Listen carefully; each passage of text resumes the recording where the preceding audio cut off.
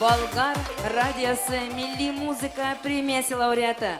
Автор башкаручы кем ул? Әйдәгез бергәләшеп. Каршы алабыз.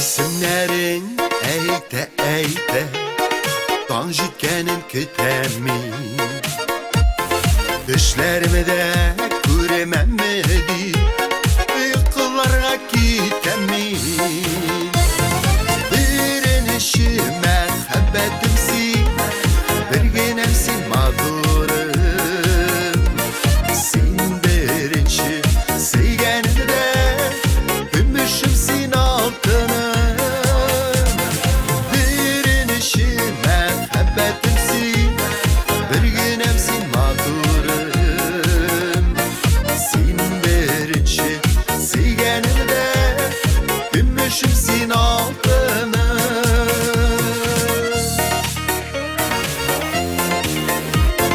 Uçraşqanda dulqınlarla Eyt almayım seygenini Gözlerinden minde anlayım Sinde siyesen emine Birinişime habbetimsin Bir günemsin mağdurum Sin birinci seygeninde Gümüşümsin altınım Birinişime habbetimsin Bir günemsin mağdurum Sin birinci seygeninde Gümüşümsin altınım Hey!